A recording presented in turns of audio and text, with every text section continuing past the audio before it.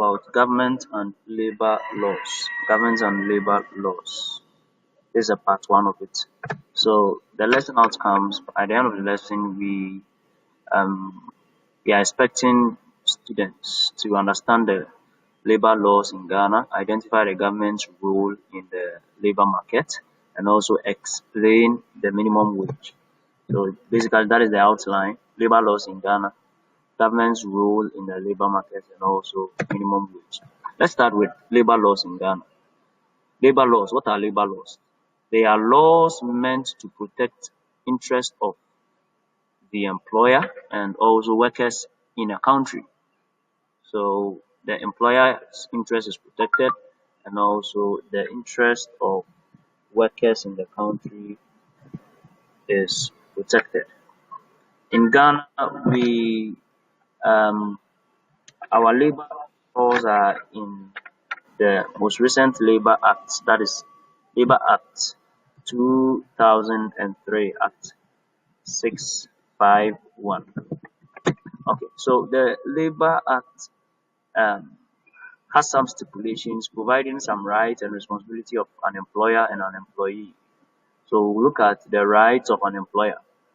Subject to the Act and any other enactment, the rights of an employer include, first of all, the right to employ a worker. The employer has the right to decide to employ someone and also to discipline the worker, transfer the worker, promote the worker, and terminate the employment of the worker if need be. So this is a right the employer has. The second is to formulate policies, execute plans and programs to set targets. The employer owns a company, so he has the right to formulate policies or document them, execute plans and set and programs and also set targets for the company and for the employee. The employer also has the right to modify, extend, or cease operation. So he can decide to change the kind of operation he's doing, change the structure. Maybe if he was producing tin tomato, he can decide to stop and produce biscuits. It is his right to extend. He can establish more branches, and he can also cease operation if work is not going on well. And the last is he has a right to determine the type of products to make or sell and the prices of its goods and services. So these are the rights of an employer. Let's look at the duties of the employer. The employer is supposed to provide work and appropriate raw materials, machinery, and equipment and tools. Yes, so for the employee to work, he needs accoutrements. He needs the raw materials, he needs machinery, he needs equipment and tools. So it's the duty of the employer to provide these things. The second is to pay the agreed remuneration at the time and place agreed on in the contract of employment or collective bargaining agreement or by law or agreed between the employer and the worker. So aside you providing the raw materials and all accoutrements the employee needs, it is the duty of the employer to pay the agreed wage or salary to the employee. It could have been agreed in the contract, could have been agreed in the collective bargaining agreement, and it could have also been agreed in law, as we will talk a bit about minimum wage. Okay, the third is that the employer is supposed to take all practicable steps to ensure that the worker is free from risk of personal injury or damage to his or her health during and in the course of the worker's employment or while lawfully on the employer's premises. So far as the worker is on the employer's premises, the employer is supposed to or is responsible for making the working environment very, very safe for the employee. Also, the employer is supposed to develop the human resources uh, by way of training and retaining the workers. So the employer must have a very good human resource management that periodically train workers to equip them with the skills they need to be productive in the work they are doing, and also to retain workers. Not that you employ someone one day, the next day you tell him to go away. No. So that is also a duty or responsibility of the employer. Another is to provide and ensure the operation of an adequate procedure for discipline of the workers. So it must be documented that if these are the do's and don'ts. If you go against the rules and regulations, this is the procedure of discipline, so that employers will not just act anyhow. And the procedure of discipline must also be in accordance with the regulations and laws of the country. The employer is also supposed to furnish the worker with a copy of the worker's contract of employment. So the worker should have a copy of the contract of employment so that he will know and defend himself if any of the terms and conditions are breached by the employer. And also, the employer is supposed to keep open the channels of communication with the workers so that if workers have grievances, they can easily address the employer. And if the employer wants to also address the worker, it can be easily done. The last is to protect the interests of workers. Workers' interests are supposed to be protected because when they are in very good condition, they will be able to work. So the employer is supposed to pay remuneration when it is due. If the worker works very hard and the worker needs promotion, needs salary increment, the employer is supposed to do that. By that, it helps the employer himself because the worker becomes more productive when he's happy. Now, let's move on to rights of the worker. The worker also has some rights. The first we want to mention is he has the right to work under satisfactory, safe, and healthy conditions. So the working conditions of the worker, number one, must be satisfactory, must be safe, and must be healthy. It shouldn't be a working condition that um, will jeopardize the worker's health or will put the worker at risk of even death or injury or something. It is the um, it is the right of the worker to have these. Another is to receive equal pay for equal work without distinction of any kind. The worker is not supposed to be discriminated against.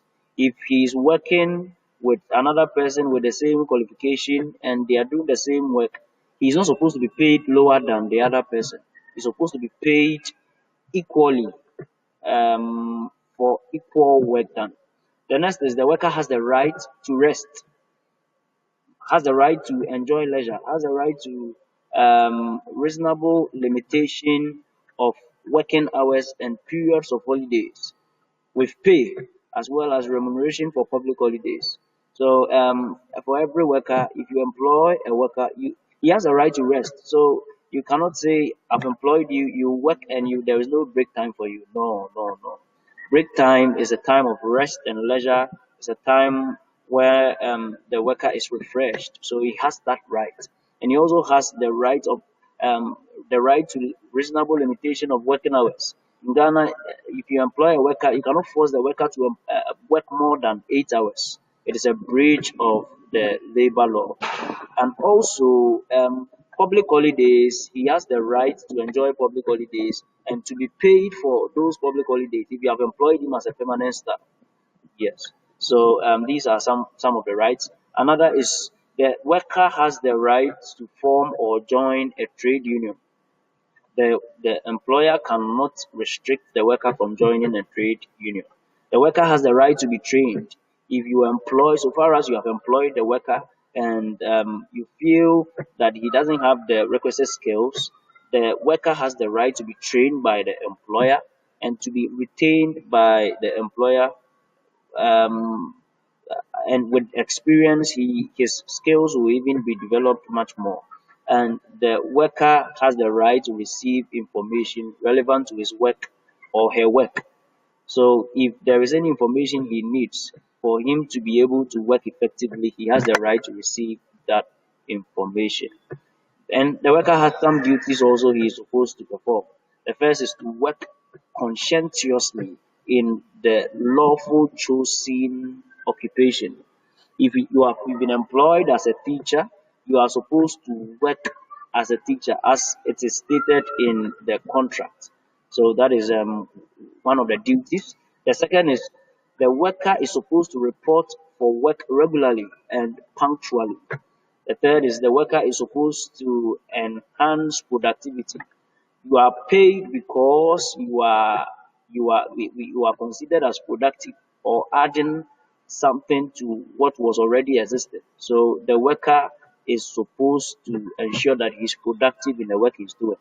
The worker was also supposed to exercise due care in the execution of assigned tasks. He's not supposed to waste the employer's products. He's not supposed to do the work anyhow. He's supposed to be diligent in executing the assigned work given to him. The worker is also supposed to obey lawful instructions regarding the organization and the execution of his or her work. Every organization has norms, every organization has conventions. The worker is supposed to obey or adhere to all the lawful instructions he receives. Also, the worker is supposed to take all reasonable care for the safety and health of fellow workers. The actions and inactions of the worker must not be detrimental to the health, must not be detrimental to the safety of other workers. That is also very important. The worker must protect the interest of the employer. As the employer protects the interest of the worker must also protect the interest of the employer. If you have been employed by an organization, you cannot give an insider information to the competitors or some other people for the organization to be at a disadvantage. No, the the worker is the duty of the worker to protect the interest of the employer. And lastly, the worker must take proper care of the property of the employer entrusted to him or her under the immediate control of the worker. Yes, so if you have been given a computer, if you have been given a tablet, you are supposed to, it is your duty to take very good care of it. You are not supposed to malhandle it in any way because it doesn't belong to you. It is the duty of the worker to be diligent in taking good care of whatever has been handed over to him. All right. So the the worker is has the the right to enjoy leave entitlement, and in leave entitlement we have three types. We have annual leave, we have sick leave, and maternity leave. Annual leave is number of days within a year you can go for leave, rest. There are some companies your annual leave is 15 days, some 20 days, some 30 days. And sick leave also, if you are sick, a doctor has declared you sick and has given you some excuse duty, he has the right to enjoy the sick leave. And maternity leave, if you are pregnant, uh, getting close to delivery, he has the right to enjoy maternity leave. Most companies is about 3 months maternity leave. And the worker also, according to the labor laws in Ghana, according to the Labor Act 2003, the maximum number of working hours is 8 hours a day or 40 hours a week. So workers are not supposed to be forced to work more than that. So in Ghana, if you work more than 8 hours, every extra hour you are paid more than the normal pay. It's called overtime. The rest are in the next video. I believe you enjoyed the class. Have a wonderful time. I will be waiting for your questions. Thank you. Bye.